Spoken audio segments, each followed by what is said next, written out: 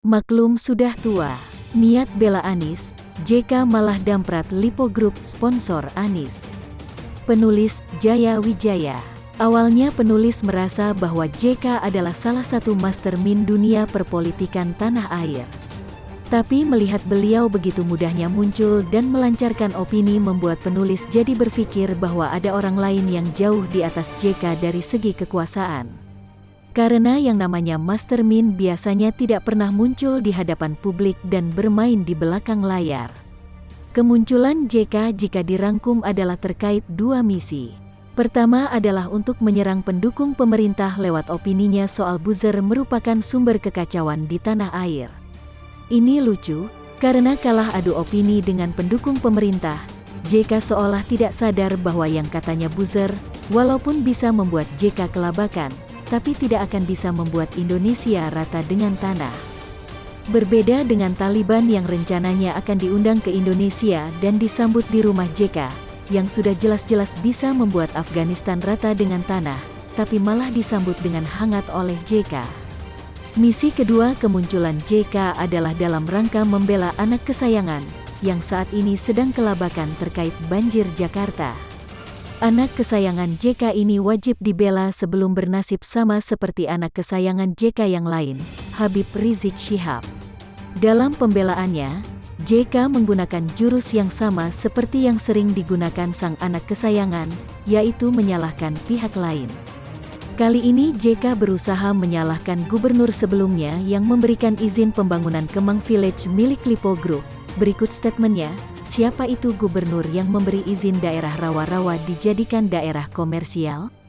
Dia harus ikut bertanggung jawab juga, tegas JK dalam program Blak-Blakan yang tayang di Detikcom, Jumat tanggal 26 Februari tahun 2021. Tapi karena sudah tua, JK membela tanpa mencari tahu dulu dua hal penting.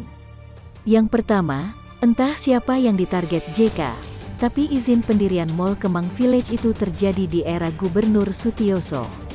Masa sih JK menyerang Sutioso yang baru saja kemarin membela Anies dan protes kenapa cuma Anies saja yang digebuki soal banjir? Sumber, asumsi penulis, karena tidak mungkin JK menyerang sesama pembela Anies, sebenarnya JK ingin mentarget Jokowi Ahok. Namun JK lupa kalau Kemang Village mendapat izin pada 2007. Di mana gubernurnya Sutioso dan wakil presiden saat itu adalah JK sendiri. Ahok sendiri pernah menyoroti bahwa pembangunan Kemang Village salah total. Sumber, berikut perkataan Ahok dilansir detik.com, contoh, Kemang Village itu adalah contoh pembenaran yang total salah, kata Ahok kala memberi sambutan pembukaan Rapat Kerja Daerah, Rakerda, REI DKI Jakarta 2015 di Hotel Ritz-Carlton, kawasan Mega Kuningan, Jakarta Selatan, Selasa, tanggal 1 Desember tahun 2015. Jadi jika maksud JK ingin membela Anies dengan menyalahkan Jokowi Ahok, jelas di sini JK salah target dan blunder karena tidak mencari tahu terlebih dahulu. Lalu hal kedua yang menurut penulis JK lupa mencari tahu adalah soal pemilik Kemang Village, yaitu Lipo Group. Lipo Group sendiri sudah membantah pernyataan JK melalui 8 poin argumen. Sumber, Lipo Group sendiri adalah perusahaan milik penguasa kaya James Riyadi. Pada saat Anies terpilih menjadi gubernur, putra dari James yaitu John Riyadi memuji setinggi langit Anies.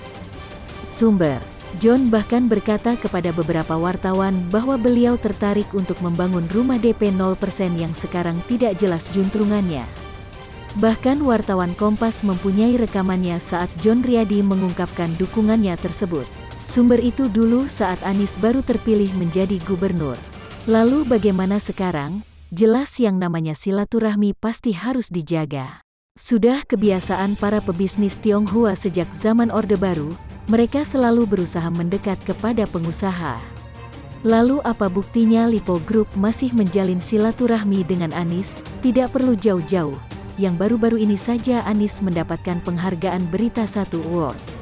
Penulis tidak mengingat apa penghargaannya, karena bagi penulis sangat tidak penting, tidak ada dampak bagi masyarakat selain untuk pencitraan sang benar.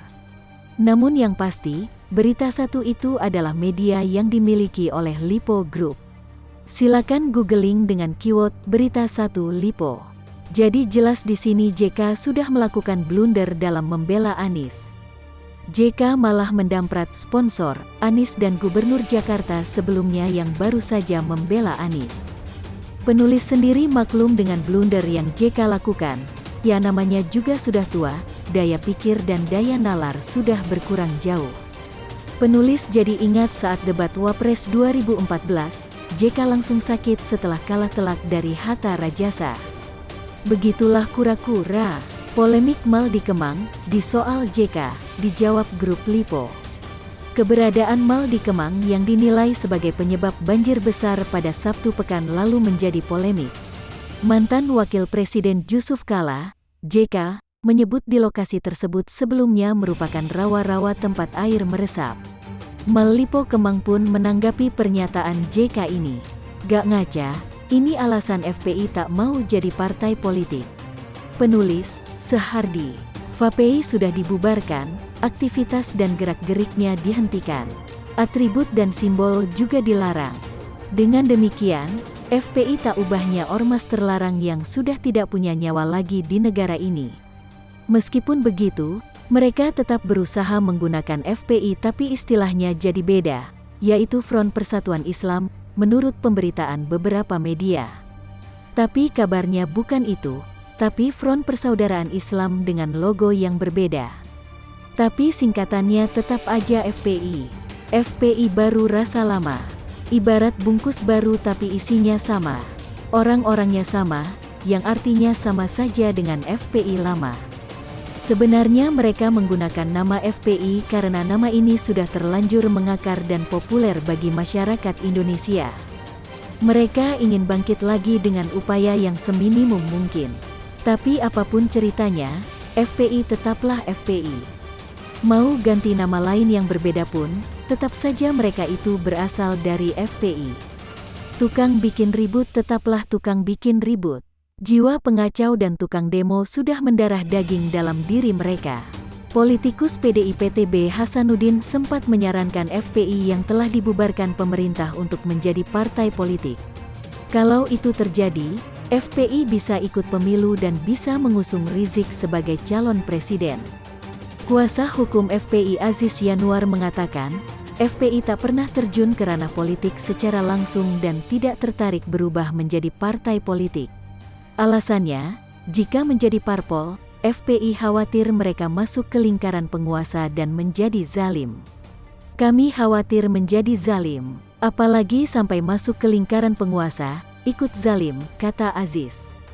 Menurut Aziz, akan banyak mudaratnya apabila sampai FPI menjadi partai politik, sehingga pihaknya memutuskan untuk tidak menjadi partai politik. Kalau jadi parpol nanti zalim, bengis, serta kejam, tapi tidak menyadari kezaliman dan kekejamannya, kata Aziz.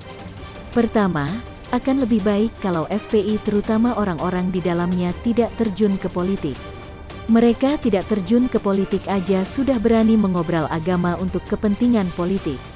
Tak terbayang kalau orang-orang FPI masuk ke politik, bisa terjadi kegaduhan yang memalukan. Kedua, FPI ini sudah dicap sangat buruk, intoleran bahkan radikal. Sweeping, intimidasi, suka main ancam, persekusi adalah seolah kerjaan mereka yang sudah diyakini kebanyakan masyarakat. Siapapun yang terkait dengan FPI, tidak diperbolehkan untuk masuk ke dalam politik. Mereka memang punya hak, tapi bisa diprotes melalui suara rakyat. Ingat dengan pengangkatan Wakil Dekan Unpad baru-baru ini, terjadi polemik karena yang bersangkutan memiliki latar belakang terkait dengan HTI yang sudah jadi ormas terlarang. Endingnya, yang bersangkutan dicopot dan dibatalkan pengangkatannya.